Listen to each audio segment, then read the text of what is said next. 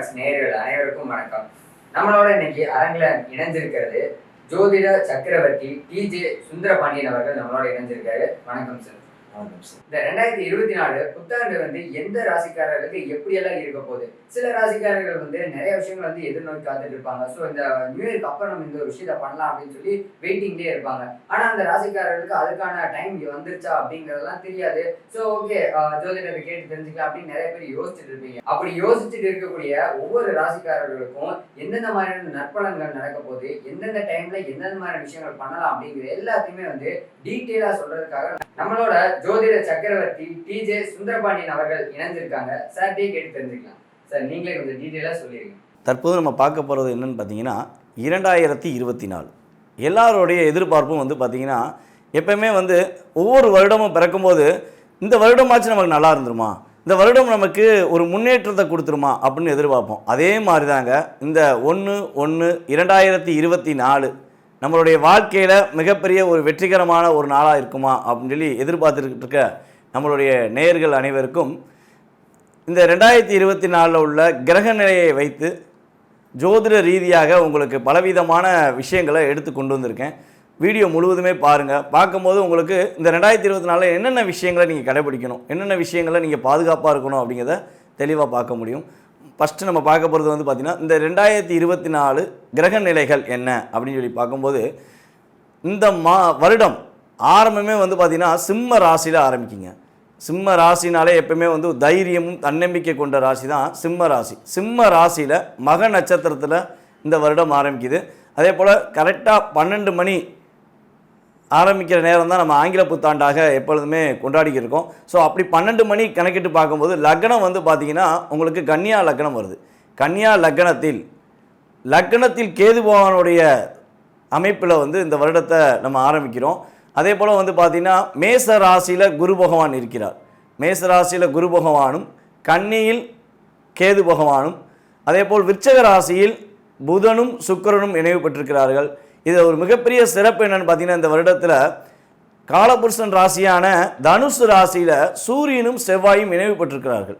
இந்த இணைவு மட்டும் சிறப்புன்னு நம்ம சொல்லல, இந்த இணைவில் பார்த்திங்கன்னா செவ்வாயும் குருவும் பரிவர்த்தனை பெறுகிறார்கள். இது ஒரு மிகப்பெரிய ஒரு மாற்றத்தை நம்மளுடைய வாழ்க்கையில் மிகப்பெரிய ஒரு ஏற்றத்தை கொடுக்கக்கூடிய ஒரு வருடமாக, மகிழ்ச்சியான ஒரு வருடமாக இருக்கும் என்பதை இதை வைத்தே நாம் உறுதியாக தெரிந்து கொள்ளலாம். அதே போல் சனி பகவான் பார்த்திங்கன்னா 2024 கும்பத்தில் அமர்ந்திருக்கிறார். ராகு பகவான் மீன ராசியில் அமர்ந்திருக்கார். இதுதான் இந்த வருடத்தின் கிரக நிலையோட அமைப்பு. ஸோ இந்த கிரக நிலையினால் நம்மளுடைய வாழ்க்கையில் என்ன மாற்றம் வரும் சாமி, இதனால் ஏதாச்சும் எங்களுக்கு ஒரு ஏற்றம் இருக்கா அப்படின்னு சொல்லி நீங்கள் கேட்கலாம். ஃபஸ்ட்டு நம்ம பார்க்க போகிறது பார்த்திங்கன்னா உலகியல் ஜோதிடம் பார்ப்போம். இந்த டோட்டலாகவே நம்ம உலக ரீதியாக இந்த கிரகங்களின் மாற்றங்களால் என்னென்ன நன்மை கிடைக்க போகுது அப்படின்னு சொல்லி பார்க்கும்போது பொருளாதார நிலையில் மிகப்பெரிய ஒரு மாற்றத்தை நம்ம எதிர்பார்க்கலாம். எப்படி அப்படின்னு சொல்லி பார்த்தீங்கன்னா காலபுருஷன் ராசியில் குரு பகவான் முதல் ராசி மேச ராசியில் குரு பகவான் அமர்ந்திருக்காரு பார்த்தீங்களா, அவர் 2ஆம் இடத்துக்கு செல்வார். இந்த வருடத்தில் பார்த்தீங்கன்னா குரு பகவான் 2ஆம் இடத்துக்கு ரிஷப ராசிக்கு சென்றவுடன் பொருளாதார நிலை நல்ல ஒரு முன்னேற்றம் இருக்குங்க. பணப்புழக்கம் எல்லாருக்குமே இருக்கும். பணம் இல்லை, என்னோட சூழ்நிலையில் எனக்கு நிறையா பிரச்சனை இருக்குது, நான் இதை ஃபேஸ் பண்ணணும்னா எனக்கு பணம் வேணும் அப்படின்னு நினச்சிக்கிருக்கவங்களுக்கு இந்த வருடத்தில் குரு பகவான் மிக சிறப்பான ஒரு பொருளாதார நிலையை உலக ரீதியாக தரப்போகிறார் என்று பார்க்கிறோம். அதே போல் பார்த்திங்கன்னா செவ்வாயும் சூரியனும் இணைவுன்னு சொல்லி சொன்னோம் பார்த்தீங்களா, இந்த இணைவானது உங்களுடைய வாழ்க்கையில் மிகப்பெரிய ஒரு மாற்றத்தை கொடுக்கும். என்ன மாற்றம் அப்படின்னு பார்த்தீங்கன்னா அரசாங்க வேலைக்காக கடின முயற்சி எடுத்துக்கொண்டிருக்கும் நமது மாணவ செல்வங்களுக்கு உறுதியாக அரசாங்க வேலை கிடைப்பதற்கான வாய்ப்பை சூரியன் செவ்வாய் இணைவு குரு பரிவர்த்தனை செயல்பாடுகள் உங்களுக்கு வாய்ப்பை அள்ளி கொடுக்க போதுங்க. அப்போ கவலைப்படாமல் மிக தெளிவான ஒரு நம்பிக்கையோட அரசாங்க வேலையில் முயற்சி எடுக்கிற நம்ம நேயர்கள் உறுதியாக தெளிவான நம்பிக்கையுடன் முயற்சி எடுத்தால் உறுதியாக அரசாங்க வேலையில் அமர்வதற்கான சூழ்நிலையை கிரகங்கள் உங்களுக்கு கொடுக்க போகிறது. அதே போல் பார்த்திங்கன்னா பிஸ்னஸ் பண்ணுறோம், பிஸ்னஸில் பலவிதமான முன்னேற்றத்தை எதிர்நோக்கி நம்ம செஞ்சுக்கிட்டே இருக்கோம், ஆனால் அதில் லாபங்கள் கிடைக்கிறது ரொம்ப கஷ்டமாக இருக்குது அப்படின்னு நினைக்கிற தொழில் சார்ந்த நபர்களுக்கு பார்த்திங்கன்னா சனி பகவான் காலபுருஷன் ராசியான 11ஆம் ராசியில் கும்ப ராசியில் அமர்ந்திருக்கிறதுனால இந்த வருடத்தில் ஒரு பொருளாதார நிலையில் முன்னேற்றம் சொன்ன மாதிரியே தொழிலில் ஒரு சிறப்பான தன்மை, புதிய தொழில் தொடங்குவதற்கான செயல்பாடு, அதே போல் வந்து பார்த்திங்கன்னா தொழிலில் ஏற்கனவே தொழில் பண்ணியிருக்காங்க அப்படின்னா அவங்க தொழிலில் ஒரு பெரிய முன்னேற்றத்தை அடையக்கூடிய வாய்ப்புகள்லாம் இந்த கிரக நிலைகள் நமக்கு அமைச்சு கொடுக்குது. சரி, நல்ல விஷயங்கள் இவ்வளோ விஷயங்கள் இருக்குது இந்த வருடத்தில் அப்படிங்கும்போது ஒரு சந்தோஷம் எல்லாருக்குமே இருக்கும். சரி, இதை தவிர்த்து பாதுகாப்பான விஷயங்கள் என்ன, இந்த வருடத்தில் உலகியல் ரீதியாக என்னென்ன சில ஒரு பிரச்சனைகளை சந்திக்கக்கூடிய வாய்ப்புகள் இருக்குதுன்னு சொல்லி பார்த்தீங்கன்னா, இந்த 2023 ஃபினிஷிங்குள்ளேயே கிட்டத்தட்ட ஒரு 5 மாத காலமாகவே நம்ம இந்த நீர்நிலை சம்மந்தப்பட்ட பிரச்சனைகள் அதிகமாக இருக்குது. கடல் சார்ந்த பிரச்சனைகள், மழை அதிகமாக பெஞ்சு நிறையா ஒரு சிக்கல்களை சந்தித்தோம், பேரிட இழப்பை சந்திக்கக்கூடிய சூழ்நிலை ஏற்பட்டுச்சு. ஆனால் இது எல்லாமே வந்து பார்த்திங்கன்னா ஒரு ட்ரையல் தான். இந்த 2024 இதோடைய தன்மை கொஞ்சம் அதிகரிக்க தான் வாய்ப்பு இருக்குது. வியாதிகள், சிறு சிறு வியாதிகள், புது புது வியாதிகள்லாம் வருவதற்கான வாய்ப்புகள் இருக்குது. கொஞ்சம் கவனமாக இருக்கணும். இந்த மலை சார்ந்த பகுதிகளில் இருக்கவங்க, கடல் சார்ந்த பகுதியில் இருக்கவங்கலாம் கொஞ்சம் பாதுகாப்பாக இருக்கக்கூடிய சூழ்நிலைகள்லாம் வர வேண்டியிருக்கும். உங்களுடைய செயல்பாடுகளில் ஒரு முன்னெச்சரிக்கை மட்டும் கண்டிப்பாக தேவைங்க. அந்த செயல்பாடை கரெக்டாக கடைபிடிச்சிங்கன்னா பாதிப்புலேருந்து நம்மளை பாதுகாத்து கொள்ள முடியும் என்று பார்க்கிறோம். இந்த வருடத்தில் பொருளாதார நிலையில் ஒரு முன்னேற்றமும் அரசாங்க வேலையில் ஒரு மகிழ்ச்சியும் ஆரம்பத்திலேயே கொடுக்கக்கூடிய நமது கிரகங்கள் இந்த 2024 அனைவருக்கும் ஒரு மகிழ்ச்சியான சூழ்நிலையை உறுதியாக கொடுக்க போகுது.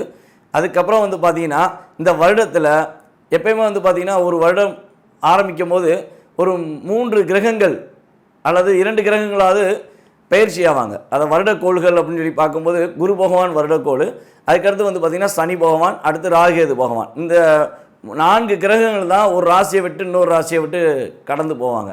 ஆனால் இந்த வருடத்தில் வருடக்கோள்களான குரு பகவான் மட்டுமே 2024 ஆரம்பித்ததிலிருந்து மே மாதத்தில் நமது குரு பகவான் மட்டுமே ஒரு ராசியிலிருந்து இன்னொரு ராசி கடக்கிறார்.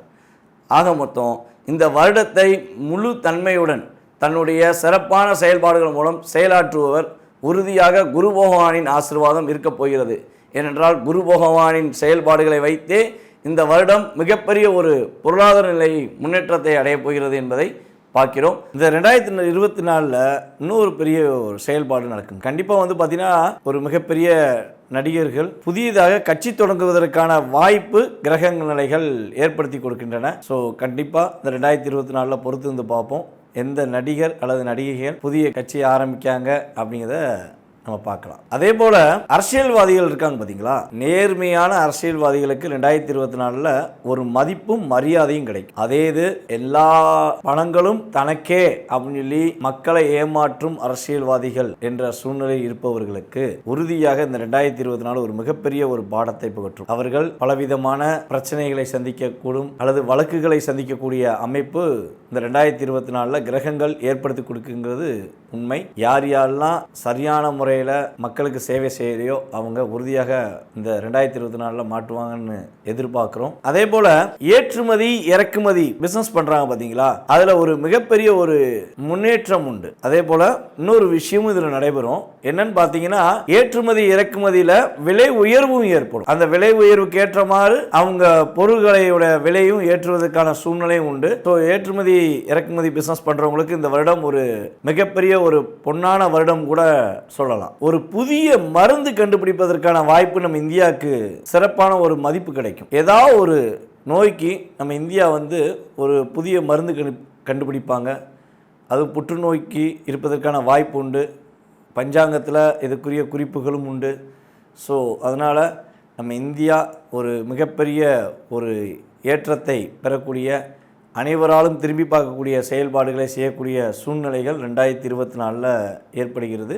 கிரக நிலைகள் அதற்கான சூழ்நிலையை கொடுக்கிறது. மிகப்பெரிய ஒரு வெள்ளப்பெருக்கு ஏற்பட வாய்ப்புண்டு. ஏன்னா மழையினால் பாதிப்பு இருக்குன்னு சொல்லி சொன்னேன்ல. அதே மாதிரி வந்து பார்த்திங்கன்னா மத்திய பிரதேசம், அதே போல் வெளி மாநிலமான உத்தரப்பிரதேசம், பீகார், மும்பை, அதுக்கப்புறம் ஒடிஷா, இந்த பகுதிகளெலாம் வந்து பார்த்திங்கன்னா கொஞ்சம் அதிகமாக வெள்ளப்பெருக்கு ஏற்படுவதற்கான வாய்ப்பு உண்டு. வெள்ளங்களால் சூழ்ந்து கொள்ள வேண்டிய சூழ்நிலை, அதே போல் சில இடங்களில் நிலநடுக்கம் ஏற்படக்கூடிய சூழ்நிலைகள், இடியினால் பெரிய பெரிய ஒரு பாதிப்பு, மழை பெய்யும் போது மிகப்பெரிய ஒரு இடி விழுந்து அதனால் ஒரு பொருளாதார நிலையில் ஒரு சின்ன சின்ன பாதிப்புகள், இதெல்லாம் உலகியல் ரீதியாக நடப்பதற்கான வாய்ப்புகள் அதிகமாக இருக்குது. பஞ்சாங்கத்தில் இதற்கான ஒரு சில குறிப்புகளும் கொடுக்கப்பட்டுள்ளது. கவனமாக நம்ம கொஞ்சம் முன்னெச்சரிக்கையாக இருந்தோம்னா இந்த நிலையிலேருந்து நம்மளை காப்பாற்றிக்கிறலாம். அது ஒரு பாதிப்பை என்ன செய்யலாம், தாங்கக்கூடிய சக்தியை ஏற்படுத்திக்கலாம், அல்லது பாதிப்பு வராமல் இருப்பதற்கான சூழ்நிலையை நம்ம வழிபாடு மூலமாகவோ ஏதோ ஒரு விஷயத்தில் நம்ம செஞ்சுக்கலாங்கிறத தெளிவாக சொல்கிறேன். வாங்க 12 ராசி நேயர்களுக்கும் எவ்வாறு இருக்கிறது, 12 ராசிக்காரர்கள் என்னென்ன விஷயங்களை கவனமாக இருக்க வேண்டும் என்பதை பார்ப்போம். ரிஷப ராசி நேயர்கள் அனைவருக்கும் இனிய ஆங்கில புத்தாண்டு நல்வாழ்த்துக்களை கூறிக்கொள்கிறேன்.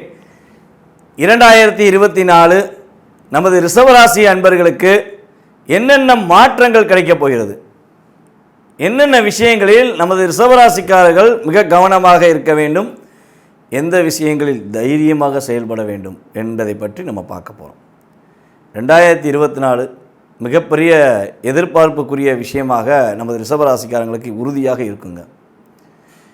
உங்களுடைய வாழ்க்கையில் நீங்கள் நினச்ச விஷயத்தை சிறப்பாக செய்யக்கூடிய வருடமாக இந்த வருடத்தை எடுத்துக்கொள்ளலாம். சுக்கிர பகவானை அதிபதியாக கொண்ட ராசி தான் நமது ரிஷபராசி. ரிஷபராசியில் வந்து பார்த்திங்கன்னா கார்த்திகை நட்சத்திரம் 2ஆம் பாதம் 3ஆம் பாதம் 4ஆம் பாதம் நமது ரிஷபராசியில் இருக்குது. அதுக்கு அடுத்தபடியாக வந்து பார்த்திங்கன்னா ரோகிணி நட்சத்திரம், சந்திர பகவான் நட்சத்திரம். சந்திர பகவானுக்கு மிக பிடிச்ச ராசியே ரிஷபராசின்னு கூட சொல்லலாம். ஏன்னா ரிஷபராசி தான் சந்திர பகவான் உச்சம் பெற்றிருக்கிறார். அப்போ சந்திர பகவான் வலிமை பெற்ற ராசின்னு கூட இந்த ராசி சொல்லலாம். ரோகிணி நட்சத்திரம் நமது ரிஷபராசியில் 4 பாதங்களும் இருக்கின்றன. அதுக்கடுத்தபடியாக வந்து பார்த்திங்கன்னா மிருகசீர்ஷ நட்சத்திரம். மிருகசீர்ஷ நட்சத்திரம் யாருடைய நட்சத்திரம் வந்து பார்த்திங்கன்னா செவ்வாயோட நட்சத்திரம். இந்த செவ்வாய் பகவான் நட்சத்திரம் வந்து பார்த்திங்கன்னா 2 பாதங்கள் இருக்கும். மிருகசீர்ஷ நட்சத்திரம் 1ஆம் பாதம் 2ஆம் பாதம். ஒரு ராசின்னு எடுத்துக்கிட்டிங்கன்னா 9 பாதங்கள் 3 நட்சத்திரங்கள் கொண்டது தான் ஒரு ராசி. அப்போ ஏற்கனவே வந்து பார்த்திங்கன்னா நம்ம கிருத்திகை நட்சத்திரம் 3 பாதங்கள் ப்ளஸ் வந்து நம்ம ரோகிணி நட்சத்திரத்தோட 4 பாதங்கள், அதுக்கு அடுத்தபடியாக வந்து நம்ம மிருகசீர்ஷ நட்சத்திரத்துடைய 2 பாதங்கள், மொத்தம் 9 பாதங்கள் இந்த ராசியில் இருக்குங்க. இந்த ராசியின் அதிபதி யாருன்னு சொன்னால் சுக்கிர பகவான் சொல்லி பார்த்துட்டோம். உச்சம் பெற்ற கிரகம் சந்திரன். இந்த அமைப்பில் கொண்ட நமது ரிஷபராசி அன்பர்களுக்கு மிகப்பெரிய ஒரு மாற்றமான சூழ்நிலைகள், வாழ்க்கையில் வெற்றிகரமான சூழ்நிலைகள். இந்த வருடம் ஆரம்பத்திலேயே ராசிக்கு 11இல் ராகு பகவான் இருக்கார். எப்பயுமே வந்து பார்த்திங்கன்னா கெட்டவன் கிட்டிலும் ராஜயோகம் அப்படின்னு சொல்லுவோம். அதே போல் தான் இந்த ராகு 11ஆம் இடத்துல யார் ஜாதத்தில் இருந்தாலும் பாருங்களேன், அவங்களுக்கு திடீர்னு லாபங்கள் வரும். அப்படியே ஒரு மகிழ்ச்சியான அப்படியே ஒரு கலகலப்பான ஒரு சூழ்நிலை இருக்கிறது வந்து இந்த ராகு 11ஆம் இடத்துல இருக்கிறவங்களுக்கு எப்பவுமே ஒரு கலகலப்பு இருக்கும். அதே மாதிரி தான் கலகலப்பும் கிளுகிழுப்பும் அமைந்த ஒரு செயல்பாடு தான் நம்ம ரிஷபராசிக்காரங்களுக்கு இருக்க போகுது. உங்கள் ராசிக்கு 12ஆம் இடத்தில் அமர்ந்திருக்கும் குரு பகவான் ஒரு சுற்றுலா பயணத்தை மேற்கொள்ள வைத்திருப்பார். கடந்த ஒரு வருடமாகவே வந்து பார்த்திங்கன்னா குரு பகவான் உங்கள் ராசிக்கு 12 தான் இருக்கார். இந்த மே மாதம் ஆரம்பத்தில் தான் உங்கள் ராசிக்குள்ளே நுழைய போகிறார். இப்போ குரு உங்கள் ராசிக்குள்ளே வந்தால் என்னென்ன மாற்றங்கள் ஏற்பட போகுது, மிகப்பெரிய ஒரு மகிழ்ச்சியான சூழ்நிலையெல்லாம் ஏற்பட போகுதுங்கிறத நம்ம உறுதியாக தெளிவாக பார்ப்போம். ஸோ இப்போ 12ஆம் இடத்தில் இருக்கும் குரு பகவான் உங்களுடைய வாழ்க்கையில் மிகப்பெரிய ஒரு மாற்றத்தை ஏற்படுத்துவார். கடன் பிரச்சனையினால் அவதிப்பட்டு கொண்டிருக்கும் நமது ரிஷபராசிக்காரர்களுக்கு கடன் பிரச்சனையிலிருந்து மீள்வதற்கான ஒரு சூழ்நிலை உண்டு. 2024 எதிரிகள் யாருன்னு தெரியாமல் போராடி இருக்கேன், என்னோடய எதிரி எனக்கு பெரிய ஒரு தலைவலியாகவே இருக்கான், அவனை எப்படி தான் என்னால் சமாளிக்கவே முடியல அப்படின்னு நினைக்கிற நமது ரிஷபராசிக்காரங்களுக்கு ஜனவரி மாதம் முதல் ஏப்ரல் மாதம் முடிவுக்குள்ளே உங்களுடைய எதிரியின் சூழ்ச்சியை வீழ்கடித்து நீங்கள் வெற்றி பெறுவீர்கள் என்று உறுதியாக கூறலாம். ஏன்னா உங்கள் ராசிக்கு 12ஆம் இடத்தில் அமர்ந்திருக்கும் குரு பகவான் டைரெக்டாக தன்னுடைய 7ஆம் பார்வை மூலமாக உங்கள் ராசிக்கு 6ஆம் இடத்தை பார்ப்பார். ஸோ அவர் பார்க்குற பார்வையில் மிகப்பெரிய ஒரு பவர் உண்டுங்க. சரியா? அதே போல் வந்து பார்த்திங்கன்னா உங்களுடைய ராசிக்கு 5ஆம் இடத்தில் அமர்ந்திருக்கும் கேது குழந்தை பாக்கியம் சம்பந்தப்பட்ட விஷயங்களை ஒரு சின்ன கேள்விக்குறியை உருவாக்கியிருக்கார். இந்த கேள்விக்குறிக்கு எப்போ விடை கிடைக்கும் அப்படின்னு பார்த்தீங்கன்னா குரு பயிற்சிக்கு அப்புறம் கிடைக்கும். திருமணம் முடிஞ்சிருச்சு, திருமணம் முடிஞ்சு நான் வந்து குழந்தைக்காக காத்திருக்கேன், இன்னும் குழந்தை கிடைக்கல அப்படின்னு ஏக்கத்தில் இருக்க நமது ரிஷபராசி அன்பர்களுக்கு கண்டிப்பாக மே மாதத்துக்கு மேலே குழந்தை பாக்கியம் கிடைக்கக்கூடிய அமைப்பு குரு பகவானின் பார்வை மூலமாக கிடைக்க போகுது. எப்பவுமே வந்து பார்த்திங்கன்னா குரு பகவானுக்கு 3 பார்வைகள் உண்டு. எந்த ராசியில் அமர்ந்திருக்காரோ அந்த ராசியிலேருந்து 5ஆம் இடத்தை பார்ப்பார். இது வந்து ஒரு மிகப்பெரிய ஒரு விசேஷமான பார்வை. அதுக்கு அடுத்தபடியாக வந்து பார்த்திங்கன்னா 7ஆம் பார்வை, இது சமசத்ம பார்வை அப்படின்னு சொல்லுவோம். இது எல்லா கிரகங்களுக்குமே 7ஆம் பார்வை வந்து ஒரு பொதுவான பார்வை. ஆனால் குருவுக்கு எப்போவுமே எந்த பார்வையாக இருந்தாலும் சிறப்பான பார்வை தான் நம்ம சொல்லலாம். ஸோ அதே போல் வந்து பார்த்திங்கன்னா குருவின் அடுத்த மிகப்பெரிய ஒரு விசேஷமான பார்வை வந்து பார்த்திங்கன்னா 9ஆம் பார்வை. ஸோ குரு பகவானின் 5ஆம் பார்வை மூலமாக உங்களுடைய வாழ்க்கையில் மிகப்பெரிய ஒரு மாற்றம் உண்டு. நான் இன்னொரு விஷயத்த சொல்கிறேன். இந்த ரிஷபராசிக்காரங்க வந்து பார்த்திங்கன்னா கடந்த அக்டோபர் முடிந்து நவம்பர் மாதம் ஸ்டார்டிங்கில் ரிஷபராசியில் மிருகசீர்ஷ நட்சத்திரத்தில் உள்ள நமது நேயர்கள் கட்டாயமாக நல்லா கவனிங்க. ரிஷபராசியில் மிருகசீர்ஷ நட்சத்திரத்தில் உள்ள நேயர்கள் மிகப்பெரிய ஒரு மன அழுத்தத்தில் இருந்திருப்பீங்க. நம்ம அக்டோபர் முடிஞ்சு நவம்பர் ஸ்டார்ட் ஆனதுலேருந்து தற்போது வரை இந்த ஜனவரி ஆரம்பம் வரையும் பார்த்திங்கன்னா ஒரு மன அழுத்தம் இருந்துக்கிட்டே இருக்கும். இது இருந்துச்சா இல்லையா? உங்களுடைய கமெண்ட்ஸ் கட்டாயமாக கீழே போடுங்க. சரியா? கீழே நீங்கள் கொடுக்குற கமெண்ட்ஸ் வச்சு தான் இதே மாதிரி நிறைய விஷயங்களுக்கு ஒவ்வொரு நட்சத்திர வாரியாக எந்த வருடங்கள் என்ன விஷயம் நடந்துச்சுங்கிறத நம்ம தெளிவாக உங்களுக்கு நான் சொல்கிறத நீங்கள் புரிஞ்சு ஆமாம் அப்படிங்கிற சொல்லக்கூடிய காலம் உண்டு. சரி, இந்த மிருகசீர்ஷ நட்சத்திரக்காரர்களுக்கு எப்போ நிம்மதி சாமி அப்படின்னு சொல்லி ஒரு கேள்வி கேட்பீங்களா? அதுக்கான பதிலும் கண்டிப்பாக சொல்கிறேன். கிட்டத்தட்ட மே மாதத்துக்கு மேலே நல்ல ஒரு ரிலாக்ஸ் இருக்கும், ஒரு நிம்மதியான தன்மை. மேக்ஸிமம் வந்து பார்த்திங்கன்னா உங்கள் 5ஆம் இடத்தில் அமர்ந்திருக்கும் கேது உங்கள் சிந்தனையை சிதற விட்டுறார். நிறைய லாக்கு, நினச்சது ஒன்று நடந்தது ஒன்று, ஒரு மிகப்பெரிய ஒரு மன அழுத்தத்தையே கொடுத்துக்கிட்டு இருந்தார். இந்த நிலையை உடைப்பதற்காக தான் இந்த வருடத்தில் உங்களுக்கு குரு பயிற்சியே ஏற்படுகிறது. இந்த குரு பயிற்சியானது உங்களுடைய சிந்தனைக்கு ஏற்றவாறு சிறப்பான தன்மையை உறுதியாக கொடுக்க போதுங்க. அதே போல் வந்து பார்த்திங்கன்னா குரு பகவான் தன்னுடைய 5ஆம் பார்வையின் மூலமாக உங்களுக்கு குழந்தையோட செயல்பாட்டில் நல்ல ஒரு முன்னேற்றத்தை கொடுக்க போகிறார். ஏன்னா ஒரு 5 மாதம் ஒரு 6 மாதமாக குழந்தையோட பேச்சை கேட்கவே மாட்டேங்க, நான் என்ன சொன்னாலும் என் குழந்தை ஆப்போசிட்டாக பேசுகிறான் அப்படின்னு சொல்லி நிறைய ஜோதிடர்கிட்ட வந்து பெற்றோர்கள் கேட்டுக்கிட்டு இருக்காங்க. ரிஷபராசிக்காரங்க பெற்றோர்கள் இருந்தாங்கன்னா அவங்க நிறைய பேர் கேட்பாங்க. ஸோ அவங்களுக்கு எப்போ தன்னுடைய குழந்தை தான் பேச்சை கேட்பானுங்கிற எண்ணம் ஆசையும் இருக்குது பார்த்தீங்களா? கண்டிப்பாக உறுதியாக சொல்ல முடியும், மே மாதத்துக்கு மேலே உங்கள் குழந்தை உங்கள் பேச்சை கேட்டு தகப்பனார் தாய்க்கு மரியாதை கொடுத்து நடக்கக்கூடிய காலமாக எடுத்துக்கொள்ளலாம். சரி, ஓகே. இந்த குழந்தை பாக்கியம், அறிவு, ஆற்றல் எல்லாமே வந்து பார்த்திங்கன்னா மே மாதத்துக்கு மேலே சிறப்பாக இருக்குது. பொருளாதார நிலை எப்படி இருக்குது அப்படின்னு நம்ம தெரிஞ்சுக்கணும். பார்த்தீங்களா, உங்களுடைய ராசியின் அடிப்படையில் உங்களுடைய 4ஆம் பாவத்தை ஆரம்பத்திலே வந்து பார்த்திங்கன்னா குரு பகவான் பார்க்கிறார். அப்போ வண்டி வாகனங்கள் வாங்கணும்னு ஆசைப்பட்றீங்க, நீங்கள் வீடு கட்டணும்னு ஆசைப்பட்றீங்கன்னா ஜனவரி மாதம் முதல் மே மாதத்துக்குள்ளே வீடு கட்டுவதற்கான முயற்சியை உறுதியாக எடுக்கலாம். புதிய இடம் வாங்குறதுக்கான ஒரு சூழ்நிலை கூட உண்டு. ஏதாவது இடங்கள் வாங்கி போடணுன்னா இப்போ வாங்கி போட்டுருங்க. இப்போ வாங்கி போட்டிங்கன்னா நீங்கள் வீடு கட்டுறதுனாலும் கட்டலாம். அந்த இடத்து மூலமாக மிகப்பெரிய ஒரு அமோகமான யோகமும் உண்டு. கிரகங்கள் உங்களுக்கு அதுக்கு சாதகமான ஒரு அமைப்பை கொடுக்கின்றன. அப்போ ஏதோ ஒரு சின்ன அமௌண்ட்டாவது கலெக்ட் பண்ணி ஒரு இடத்த வாங்கி போட்டுருங்க. அப்படி இடம் வாங்கி போட்டிங்கன்னா அந்த இடத்தை நீங்கள் பல மடங்காக விற்கக்கூடிய சூழ்நிலைகள் அல்லது அந்த இடத்தை வைத்து நீங்கள் பலவிதமான ஒரு முன்னேற்றம் அடையக்கூடிய அமைப்பு கிரகங்கள் உங்களுக்கு கொடுக்கிறது. அதுக்கு அடுத்தபடியாக வந்து பார்த்திங்கன்னா உங்களுடைய வாழ்க்கையில் தொழில் ஸ்தானம் என்று பார்க்கும்பொழுது உங்கள் ராசிக்கு 10ஆம் இடத்தில் சனி பகவான் அமர்ந்திருக்கிறார். உங்கள் ராசிக்கு சனி பகவான் 10ஆம் இடத்தில் அமர்ந்திருக்கிறார். அப்போ தொழில் நம்ம செய்யலாமா அப்படின்னு ஒரு கேள்வி வருது பார்த்தீங்களா? சனி பகவான் 10ல் உட்காந்தா கண்டிப்பாக தொழில் செய்யலாம். ஆனால் கூட்டணி தொழில் செய்வது கடினம். இப்போ கூட்டணி தொழில் செஞ்சுக்கிருக்கேன் சாமி, நீங்கள் வேறு கடினம் சொல்லிட்டீங்க, என்ன செய்கிறது? கண்டிப்பாக சில வழிபாடு முறைகளை பின்பற்றிக்கோங்க. அதே போல் வந்து பார்த்திங்கன்னா உங்களுடைய பார்ட்னருடைய செயல்பாடுகளை கொஞ்சம் கவனமாக பார்த்துக்கோங்க.